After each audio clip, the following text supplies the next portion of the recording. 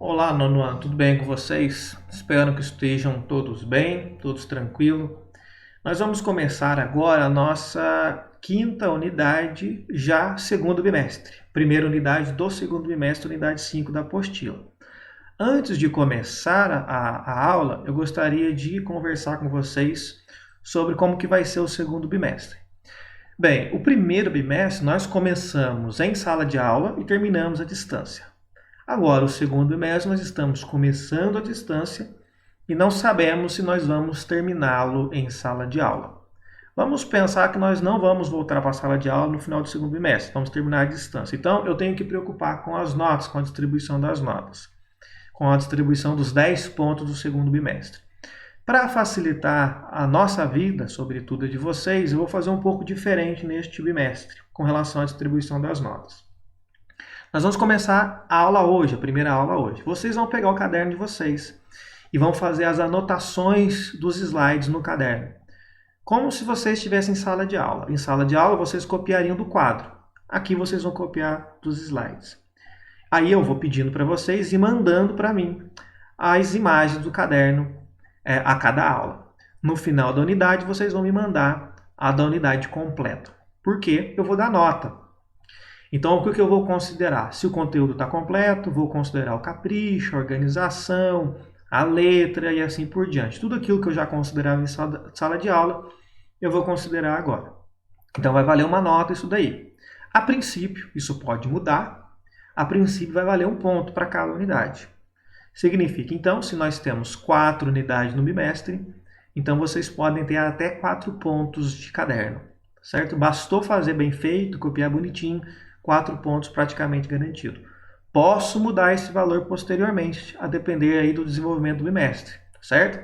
A princípio, um ponto, podendo ser mudado posteriormente, mas a princípio, um ponto, tá certo? Então, vocês vão fazer, vão me mandar, e eu vou dar nota nisso aí para poder facilitar as atividades. Vai ter alguma atividade valendo nota depois? Claro que vai. Mas isso aqui já é para nós, já desde o princípio, começar a distribuir algum valor com relação ao primeiro bimestre, tá certo?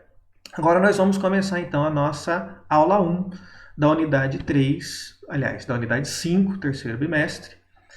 Período entre guerras ainda, ou seja, final da Primeira Guerra e início da Segunda. Agora os regimes autoritários e totalitários. Turma, prestem muita atenção nesta unidade, porque ela será fundamental para nós estudarmos a Segunda Guerra e de tudo o que ocorrerá depois da Segunda Guerra Mundial. Fiquem atentos, então, porque as informações dessa unidade será muito útil nas unidades que virão posteriormente. Bem, vamos começar, então, falando sobre a crise do liberalismo. Vocês se lembram, nós estudamos já, desde o ano passado, sobre o liberalismo, aquela ideologia que se fortalece, ela nasce no século XVIII, se fortalece no século XIX, em que acreditam que o Estado não deve interferir na economia. Mas, após a Grande Guerra, as economias e também os governos estavam muito fragilizados, principalmente na Europa, tá certo? A Europa, depois da guerra, vai entrar num período de reconstrução, foi totalmente destruído. Agora, nós já vimos a matéria, você já sabe, a Rússia passou pela sua revolução proletariada, onde os bolcheviques ocuparam o poder. E quando os bolcheviques ocupam o poder, nós teremos uma ameaça aos valores liberais e também aos valores capitalistas, que era o que dominava até então. Ou seja, surgiu uma alternativa para o capitalismo. Capitalismo que neste momento se mostrou fragilizado, estão numa crise econômica profunda.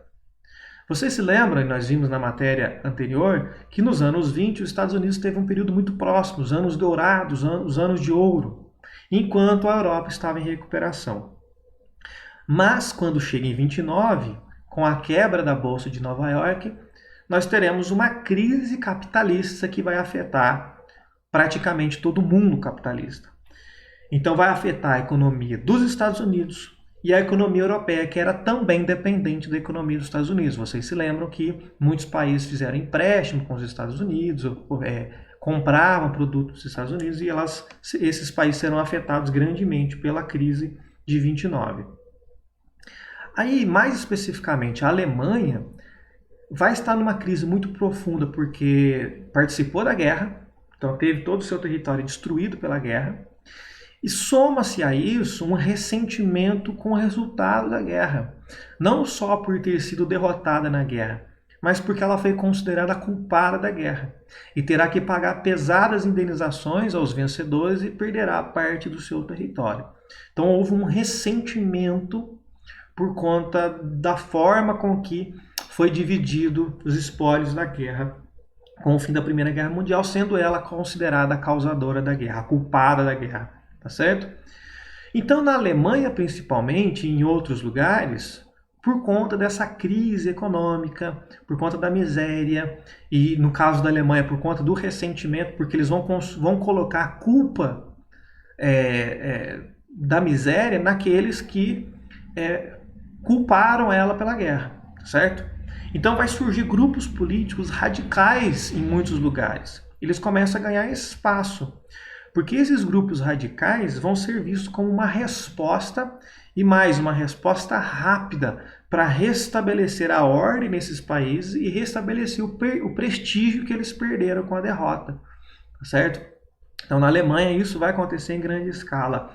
Pessoas que vão voltar a falar do nacionalismo, da sua origem, lembrar dos tempos de glória, tá certo? Para atrair a população e jogar toda a culpa da situação que viviam naqueles que culparam eles por conta da guerra, tá certo? E aí vão surgir, então, governos totalitários. Mas antes de falar do governo totalitário, vocês viram no título que tem ali governos autoritários também. Então tem uma pequena diferença entre os autoritários e os totalitários. Então presta bem atenção nisso aqui. Qualquer governo antidemocrático, qualquer governo que limita a participação da população, ele é considerado autoritário, certo? Então ele pode ter às vezes eleições, ele pode ter parlamento, ele pode ter divisão dos poderes, mas se ele limita a participação das pessoas, colocando censura na imprensa, liberdade de expressão, fraudando, por exemplo, eleições, desrespeitando as leis do seu próprio país, são governos autoritários, tá certo? Então, qualquer governo que prejudica a democracia, que é antidemocrático, ele é chamado de autoritário. Nesse sentido, governos autoritários podem ser totalitários. Então veja, nem todo governo autoritário vai ser totalitário. Muito bem. O que faz de um governo, então, ser totalitário? Ele tem algumas características próprias, que nós vamos ver daqui a pouquinho, tá certo?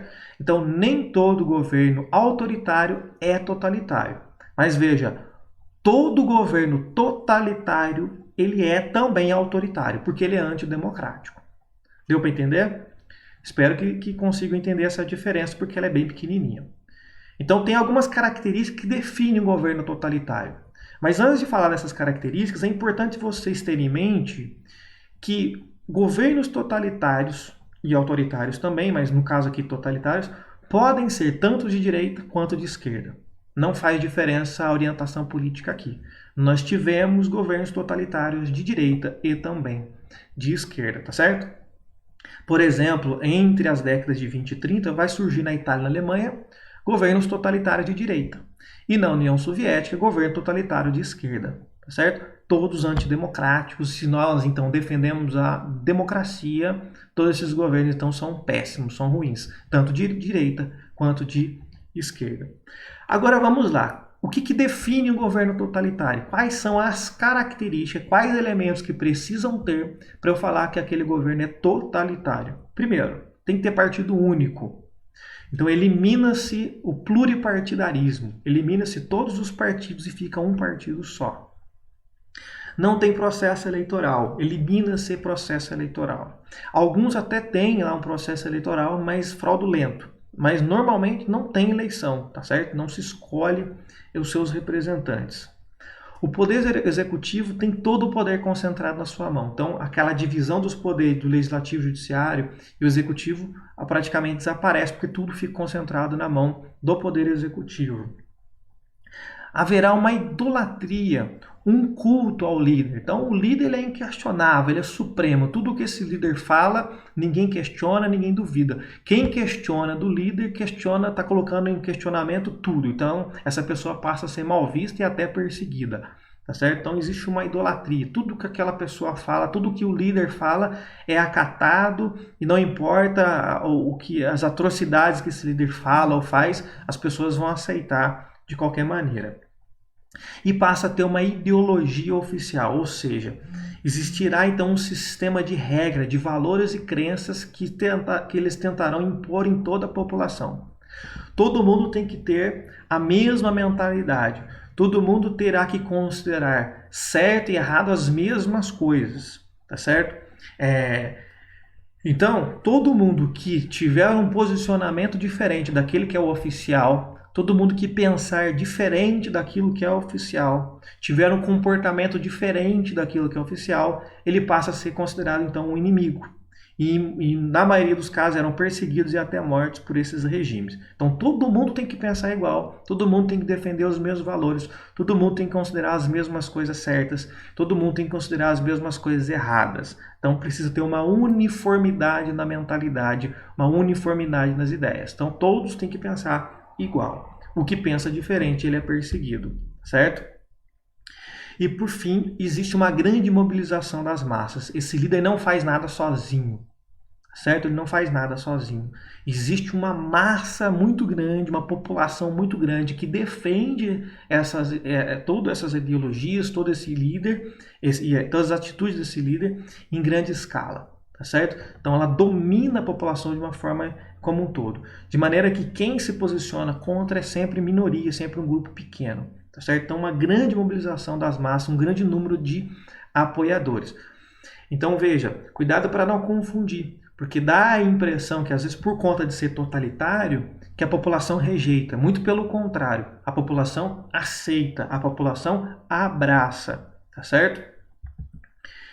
Bem, para nós finalizarmos, veja só que interessante esse texto que tem na apostila de vocês, da Hannah Arendt. Nós vamos falar da Hannah Arendt depois que estudarmos a Segunda Guerra Mundial. Mas ela era uma filósofa muito importante, que era judia, morou na Alemanha, fugiu da Alemanha, porque por ser judia ela vai ser perseguida. Ela vai para a Europa, depois vai para os Estados Unidos, e ela faz uma pesquisa muito interessante sobre esses regimes totalitários, sobre o mal e assim por diante. Veja só o que ela vai falar aqui nesse pequeno trecho, que interessante, que é como que esses governos totalitários, tanto de esquerda quanto de direita, vão surgir. Olha só. Em sua ascensão, tanto o movimento nazista da Alemanha quanto os movimentos comunistas da Europa depois de 1930 recrutaram seus membros dentre essa massa de pessoas aparentemente indiferentes que todos os outros partidos haviam abandonados por lhes parecerem demasiado apáticas ou estúpidas para lhes merecerem a atenção. Então, em todo o país vai ter sempre aquele grupinho de pessoas que ficam alheio às questões políticas, que nenhum partido político dá atenção, que se sentem desprezadas, que se sentem isoladas. Existe um ressentimento por conta dessa situação de se sentirem desprezadas, não se sentirem contempladas pelas políticas, e é justamente esse grupo que tanto os fascistas e os nazistas vão correr atrás, quanto os comunistas nos países que adotaram esse sistema. Olha só o texto. A maioria dos seus membros, portanto, consistia em elementos que nunca antes haviam participado da política. Essas pessoas vão passar a interessar pela política a partir deste momento. Isso permitiu a introdução de métodos inteiramente novos de propaganda política e a indiferença aos argumentos da oposição. Os movimentos até então colocados fora do sistema de partidos e rejeitados por eles puderam moldar um grupo que nunca havia sido atingido por nenhum dos partidos tradicionais. No final das contas, como essas pessoas nunca tiveram muito interesse na política, elas não tinham um conhecimento muito grande sobre política. Então, tudo que elas passam a aprender sobre política já é a partir da ótica deste grupo que abraçou eles. Então, tudo que a oposição falar, como eles não têm muito conhecimento sobre política e não têm conhecimento sobre história para entender o que aconteceu no passado, as pessoas que abraçam eles, tudo que elas falam é tido como a verdade absoluta. Todo mundo que fala diferente é visto como oposição. E por mais que o que a oposição falar for a coisa mais sensata do mundo, eles não vão aceitar. Eles sempre vão rejeitar, tá certo? Porque eles não conseguem compreender as ideias diversificadas, as multiplicidades das ideias. Eles entendem apenas aquilo que o grupo que o abraçou fala, certo? Então, quando eles convivem em grupo, quando eles estão juntos, um vai alimentando a ideia do outro, porque eles se concordam. Qualquer pessoa que fala alguma coisa diferente, logo já é visto como de fora, alheio àquele grupo. Portanto, vai ser tratado como um inimigo, como uma pessoa que pensa diferente. Portanto, é aquela pessoa que vai atrapalhar colocar em prática as ideias que eles aprenderam. Tá certo? Então eram pessoas desprezadas ou pessoas que não se preocupavam com a política, que de repente, de uma hora para outra, passam a se preocupar com política, mas o conhecimento dela sobre política é extremamente limitado. E tudo que ela aprende sobre política é esse grupo que ensina. Portanto, claro que esse grupo vai ensinar eles de forma enviesada, de uma forma muito limitada, tá certo? Para poder controlar essas pessoas, tá certo? Bem, aí nós então encerramos aqui a nossa primeira aula e eu peço que vocês prestem bastante atenção, tá certo? Porque grupos extremistas estão voltando no mundo inteiro. Então, qualquer semelhança, vocês podem fazer alguns exercícios aí sobre algumas semelhanças, coisas que aparecem. Eu digo que tudo isso aí, o texto da Hannah Arendt, por exemplo, é muito anterior à situação que nós estamos vivendo agora, tá certo? Então, vale como exercício fazer uma comparação com as situações do momento presente, tá certo? Nas próximas aulas nós vamos entrar especificamente em alguns desses governos totalitários nas suas práticas, fascismo e nazismo principalmente, tá certo?